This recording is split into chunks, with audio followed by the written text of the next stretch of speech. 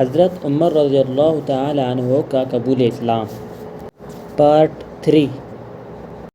پچھلے پارٹ میں راستے میں حضرت عمر رضی اللہ تعالی عنہ کو نعیم بن عبداللہ ملے، جس نے بتایا کہ تمہاری بہن اور بہنوئی اسلام قبول کر چکے ہیں۔ اس ٹاپک میں ہم اس سے اگلا بتائیں گے آپ کو انشاءاللہ۔ یہ سن کر عمر غصے سے بے قابو ہو گئے اور سیدھے بہن بہنوئی کا رخ کیا۔ وہاں انہیں حضرت خباب بن ارت سورہ طٰہٰ پر مشتمل ایک صحیفہ پڑھا رہے تھے، اور قرآن پڑھانے کے لیے وہاں آنا جانا حضرت خباب کا معمول تھا۔ جب حضرت خباب رضی اللہ تعالی عنہ نے حضرت عمر رضی اللہ تعالی عنہ کی آہٹ سنی تو گھر کے اندر چھپ گئے۔ ادھر حضرت عمر رضی اللہ تعالی عنہ کی بہن فاطمہ رضی اللہ تعالی عنہا نے صحیفہ چھپا دیا، لیکن حضرت عمر رضی اللہ تعالی عنہ گھر کے قریب پہنچ کر حضرت خباب رضی اللہ تعالی عنہ کی قرأت سن چکے تھے۔ چنانچہ پوچھا، یہ کیسی دھیمی دھیمی سی آواز تھی جو تم لوگوں کے پاس میں نے سنی تھی؟ انہوں نے کہا، کچھ بھی نہیں، بس ہم آپس میں باتیں کر رہے تھے۔ حضرت عمر رضی اللہ تعالی عنہ نے کہا، غالباً تم دونوں بے دین ہو چکے ہو۔ بہنوئی نے کہا، اچھا عمر، یہ بتاؤ اگر حق تمہارے دین کے بجائے کسی اور دین میں ہو تو؟ حضرت عمر رضی اللہ تعالی عنہ کا اتنا سننا تھا کہ اپنے بہنوئی پر چڑھ بیٹھے اور انہیں بری طرح کچل دیا۔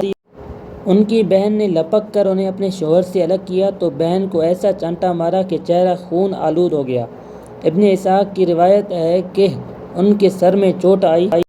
بہن نے جوش غضب میں کہا، عمر، اگر تیرے دین کے بجائے دوسرا ہی دین برحق ہو تو اشہد ان لا الہ الا اللہ و اشہد ان محمد رسول اللہ، میں شہادت دیتی ہوں کہ اللہ کے سوا کوئی لائق عبادت نہیں، اور میں شہادت دیتی ہوں کہ محمد صلی اللہ علیہ وسلم اللہ کے رسول ہیں۔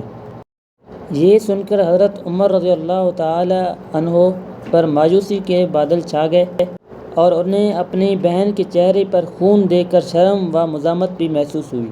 کہنے لگے، اچھا یہ کتاب جو تمہارے پاس ہے ذرا مجھے بھی پڑھنے کو دو۔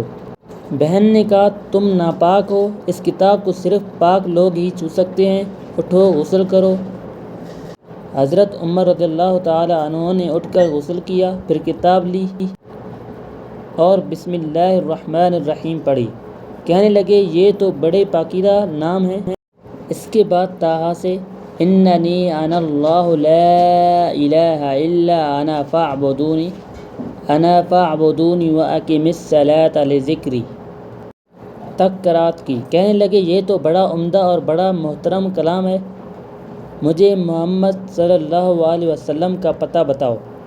حضرت خباب رضی اللہ تعالی عنہ حضرت عمر رضی اللہ تعالی عنہ کی یہ فکرے سن کر اندر سے باہر آ گئے۔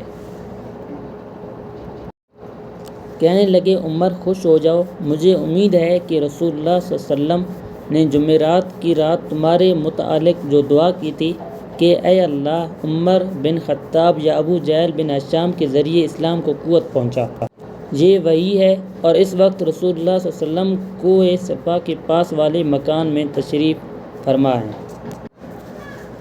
یہ سن کر حضرت عمر رضی اللہ تعالی عنہ نے اپنی تلوار حمائل کی اور اس گھر کے پاس آ کر دروازے پر دستک دی۔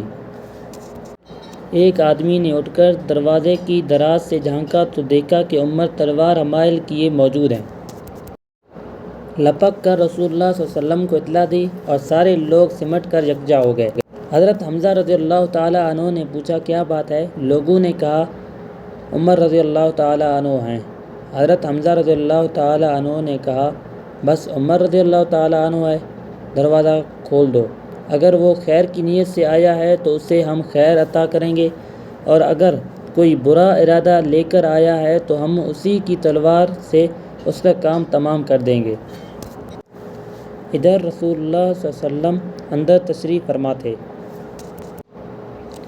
آپ صلی اللہ علیہ وسلم پر وحی نازل ہو رہی تھی۔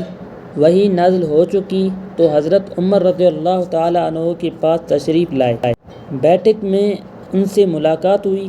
آپ صلی اللہ علیہ وسلم نے ان کے کپڑے اور تلوار کا پرتلا سمیٹ کر پکڑا اور سختی سے جھٹکتے ہوئے فرمایا، عمر کیا تم اس وقت تک باز نہیں آؤ گے جب تک کہ اللہ تعالیٰ تم پر بھی ویسی ہی ذلت و رسوائی اور عبرت ناک سزا نازل نہ فرما دے جیسی ولید بن مغیرہ پر نازل ہو چکی ہے۔ بھائیو آج یہیں تک کافی ہے، اور اگلا پارٹ جلدی ہی آ جائے گا انشاءاللہ، اور اس وقت تک اپنا ڈھیر سارا خیال رکھیے۔ اللہ حافظ۔